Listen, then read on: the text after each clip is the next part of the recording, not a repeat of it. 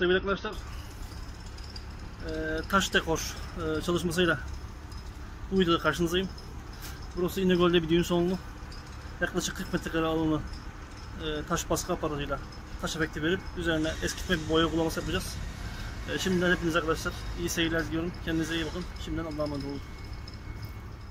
Sevgili dostlar, çalışmamızda su kullanacağız.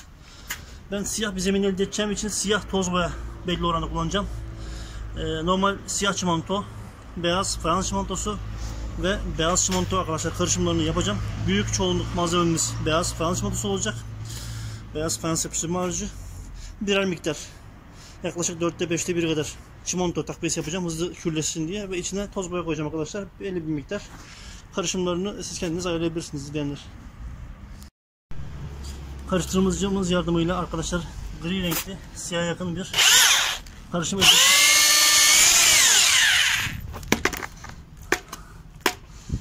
Sakız gibi bir macun oldu. Çalışma yapacağımız yüzey burası. Malzemelerimiz hazır. Bismillah diyerek çalışmamıza başlıyoruz. Çalışmamda ben şöyle tarak mala kullanacağım. 1 santim diş kalınlığı var bunun. Bize istediğimiz diş kalınlığını verecek. Arkadaşlar bu tür çalışmalarda 1 santimlik harç kalınlığı elde etmemiz gerekiyor.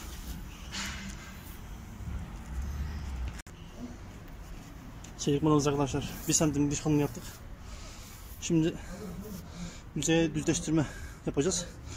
Bu diş kalınlığı arkadaşlar bize 1 santimlik sıva yaptığımızın alametidir. Onu gösterdi en azından ölçü olarak. Şimdi yüzeyine bir düzeltme yapıp sonra baskımızı yapacağız.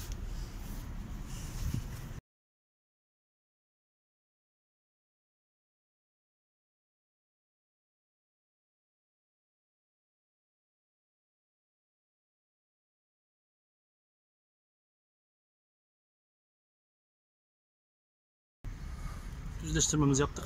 Şimdi baskıya başlayacağız arkadaşlar. Yalnız baskıya başlamak için arkadaşlar en az bir 10-15 dakika bekliyoruz ki yüzey hafiften bir priz alsın. Yoksa baskı aparatımıza malzeme yapışabilir. Sevgili arkadaşlar, çalışmamıza başladık. Alttan şöyle arkadaşlar şu terazisiyle çizgimi oluşturdum alt için. Alttan düz başlaması çok önemli bu tür sıvalarda. Ve kıyıdan çalışmamıza başladık. Sonra gerekli gördüğümüz arkadaşlar düzeltmeler, derinleştirmeler yapacağız. Yaklaşık 15 dakika bekledim ve baskıya başladım.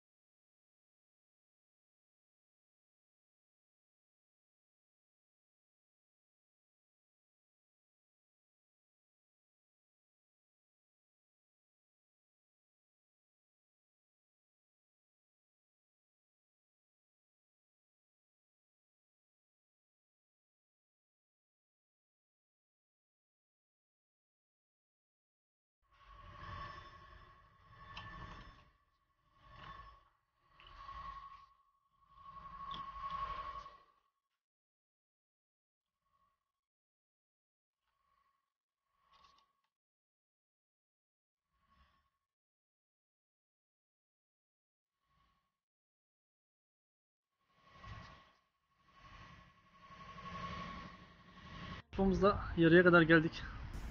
Şimdi diğer yarısının harcını hazırlayacağım. Sevgili arkadaşlar, siyah boyadan bir kovaya şöyle bir kapak silme şekli kullanıyorum. Yaklaşık 60-70 gram kadar, en fazla. Aldığı kadar beyaz Fransız çimentosu ilave ediyorum arkadaşlar. Birer avuçta normal çimento ve beyaz çimento ilave ediyorum. Biraz hızlı kurusun diye malzeme.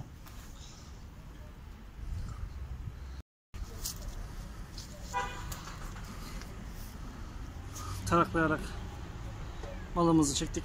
Şimdi arkadaşlar 10-15 dakika kurumaya bırakıyorum.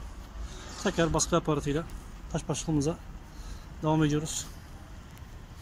Yüzeyimizi antik eski bir görüntüye kavuşturuyoruz.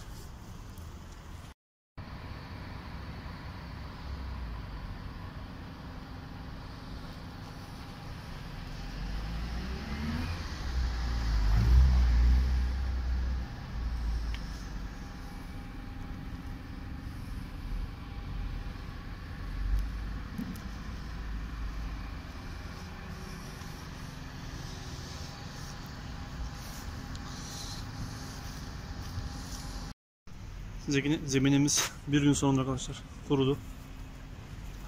Kemik gibi oldu. Yüzeyin şöyle bir tortusunu alıyoruz. Çapak temizliğini yapıyoruz boyadan önce.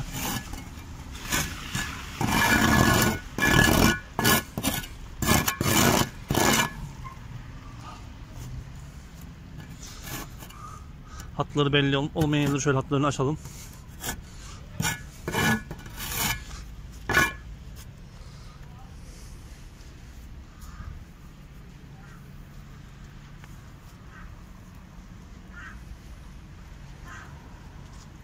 Evet.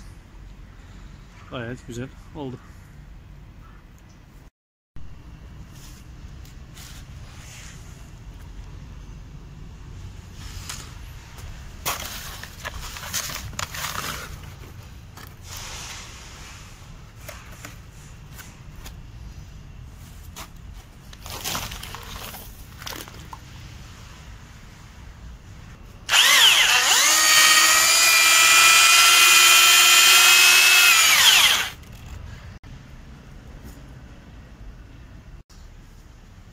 Yaklaşık burası 2.20 boyunda, 4 metre uzunluğunda bir konteynerin etrafı.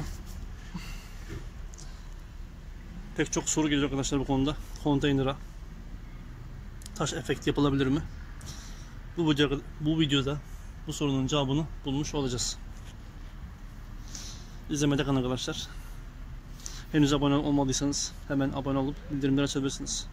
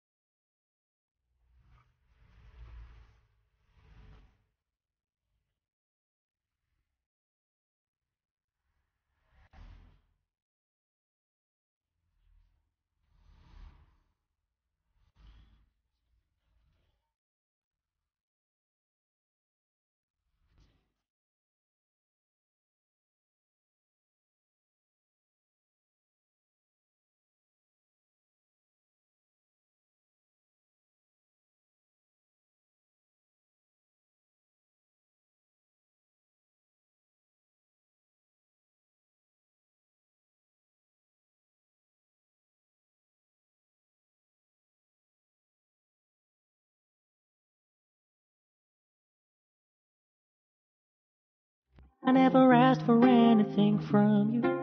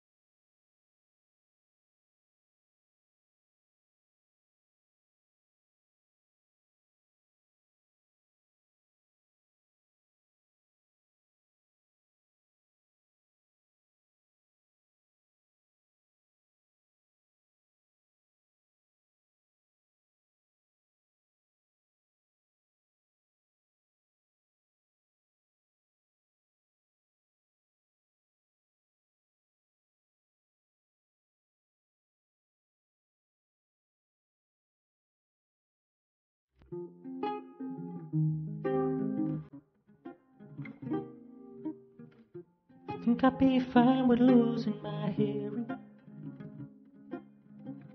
'cause both of my ear canals are still searing from your words. You know I don't wanna stop interfering,